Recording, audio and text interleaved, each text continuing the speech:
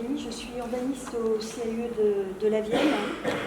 Le CAE, donc, c'est une association de conseil en architecture, urbanisme et environnement qui a été créée en 2017 sur le département de la Vienne. Concrètement, donc, nous accompagnons les collectivités locales dans leurs projets, en amont, bien en amont de tous les projets. Et l'objectif aujourd'hui, c'est de vous montrer quel peut être le lien avec les zones humides en particulier, et puis on va dire la qualité de l'eau d'une manière plus générale. Donc, quel que soit, quand on est contacté par une commune, il y a toujours la même méthodologie qui se met en place, à savoir, dans un premier temps, on rencontre la collectivité, donc moi-même ou un de mes collègues venons vous rencontrer pour que vous nous exposiez précisément votre projet.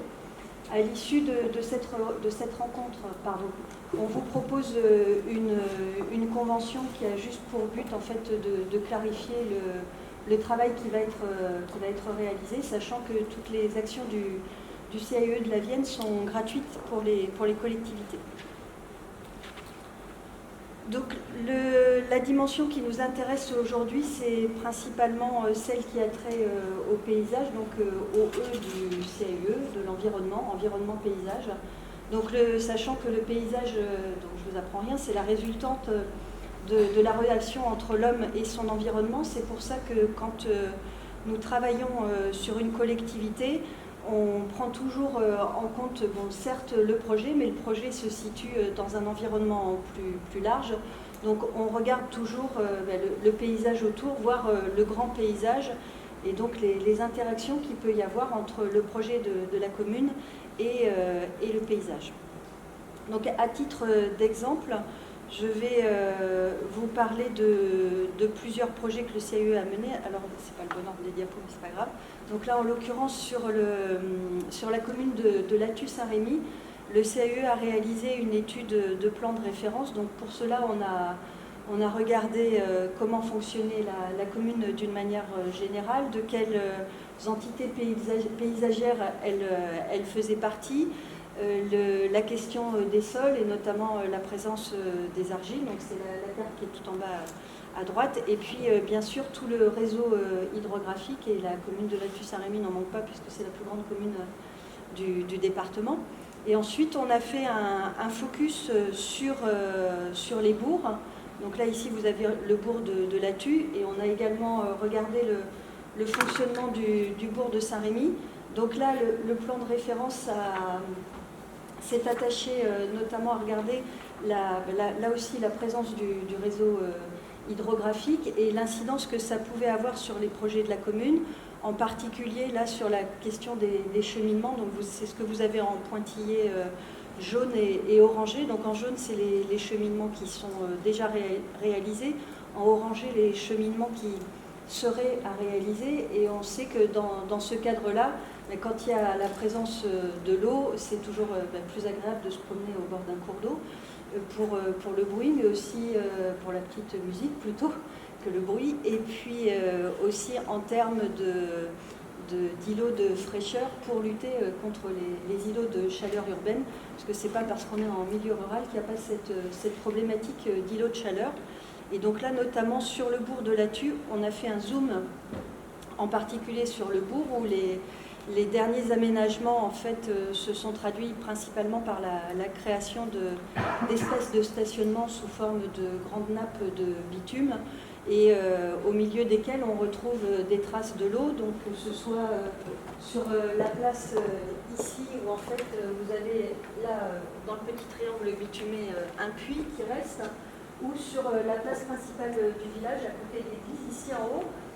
Vous avez un zoom, la flèche, en fait, c'est qu'il y a l'ancien lavoir de la commune qui est toujours présent, enfin le bâti est toujours présent. Et comme vous pouvez voir en haut, on voit que le ru qui venait alimenter le lavoir a été canalisé et passe maintenant en souterrain. Et donc maintenant le lavoir, c'est plus des halles. Il n'y a plus d'eau qui coule à l'intérieur, hein, il y a des bancs autour. Mais le ru continue de couler, mais quand vous traversez le village, le bourg de Lathu, on n'a plus du tout conscience de cette présence de l'eau, en tout cas dans le bourg. Et c'est bien dommage parce que, bon, à travers tout ce qui a été dit ce matin, ça apporterait beaucoup notamment d'aménités, mais aussi de fraîcheur pour la biodiversité, pour la qualité de l'eau. Le fait qu'elle soit maintenant canalisée en souterrain, on sait que ce n'est pas forcément une bonne chose pour la qualité de l'eau. Donc à travers l'étude que le CAUE a menée pour la commune, on a notamment attiré leur attention sur ce point-là dans le bourg de Lathu et puis sur le bourg de Saint-Rémy, pour ceux qui connaissent. Il y a une fontaine miraculeuse qui n'a plus maintenant de fontaine que le nom, puisque l'eau n'arrive plus dans cette fontaine. Donc vous avez un petit édicule sur la place de Saint-Rémy, mais quand vous regardez à l'intérieur, il n'y a plus d'eau non plus. Et là aussi, on a montré à la commune que historiquement, il y avait des douves au niveau du bourg de Saint-Rémy. Ce serait peut-être bien d'essayer de retravailler pour refaire venir l'eau sur cette fontaine en espérant qu'elle redevienne miraculeuse. Donc voilà l'exemple de Lathu Saint-Rémy. Autre exemple de travail du CAUE sur le bourg de Mortevienne, donc la commune de Val-d'Yvenne. Là aussi, on a réalisé une étude de type plan de référence en regardant un certain nombre de problématiques sur la commune, et il y avait aussi une problématique spécifique sur l'eau où dans le bourg de Mortemer, vous avez une étendue d'eau qui servait fut un temps de baignade, enfin pas si lointain que ça, puisqu'il y a encore 3 ans, on pouvait encore se baigner au plan d'eau de Mortemer pour des problèmes de fissuration, etc. Enfin bon, et puis aussi de qualité de l'eau. Cet usage n'est plus possible, mais bon, l'eau existe toujours. Elle est aussi en partie canalisée dans le bourg de Mortemer. Il y a un travail qui est fait aujourd'hui avec le syndicat pour renaturer une partie du rue qui alimentait le plan d'eau de Val-d'Yvenne. Et là, le travail du CAUE a consisté à la mise en œuvre d'un certain nombre de fiches actions, dont une fiche action spécifique sur la création d'un parcours découvert et ludique qui aurait pour thème l'eau et le patrimoine. Et donc là, l'action du CAUE, c'est de proposer donc des exemples d'images de référence, d'utilisation du plan d'eau sans que ça redevienne forcément une aire de baignade, parce qu'a priori ça risque d'être compliqué, mais il y a d'autres usages ludiques de l'eau qui sont possibles. Donc là, ça a été de proposer à la collectivité un certain nombre d'usages possibles de l'eau.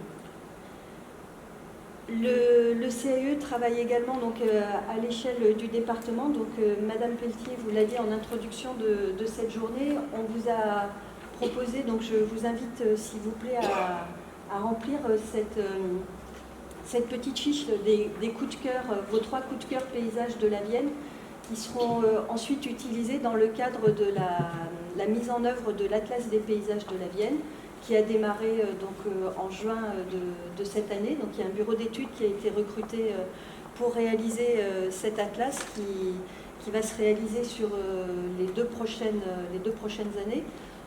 Vous serez certainement sollicité d'autres manières par le bureau d'études. Donc à quoi ça sert un atlas ? Donc déjà, c'est d'identifier et de cartographier donc, les différents paysages du territoire de la Vienne, de caractériser donc, des entités paysagères. Pourquoi ? Pour servir de cadre de référence, aussi développer un langage commun autour du paysage, et puis aussi une appropriation des paysages de la Vienne et de leur qualité, dont évidemment on en a bien parlé aujourd'hui, nos vallées. Donc là, les illustrations qui sont présentées là sur toutes les diapositives que je vais passer proviennent d'un concours photo qui a été organisé par le CAUE cette année et qui avait pour thème l'eau et nous. Donc un atlas, ça sert donc de cadre de référence, d'outils de sensibilisation, comme je l'ai dit, de valoriser l'identité locale, mais ça sert aussi de préserver et de valoriser les paysages existants en prenant en compte leur évolution, puisque, comme je vous le disais, un paysage, il résulte de l'interaction entre l'homme et son milieu, donc il est aussi évolutif. L'objectif de l'Atlas des paysages, c'est aussi de venir en soutien d'un certain nombre de politiques départementales. Donc, on en a parlé aussi largement ce matin, et d'associer bien sûr les acteurs locaux, et de prendre aussi en compte, bon là l'image ne traduit pas forcément, mais prendre en compte aussi toute la question des paysages urbains et périurbains. Quoique, bon, une des conséquences, ça peut être les inondations, comme le montre l'image, hein, la photo là. Autre action du CAE en lien avec l'eau et les zones humides, nous avons mis en place participé à la création d'une exposition sur la question de la végétalisation des rues. Donc ça peut sembler éloigné de notre sujet, mais en fait ça ne l'est pas tant que ça, puisque la végétalisation des rues participe à la désimperméabilisation des sols, c'est aussi ça l'enjeu, et puis à la création la préservation et au développement de la biodiversité dans les villages et dans les villes.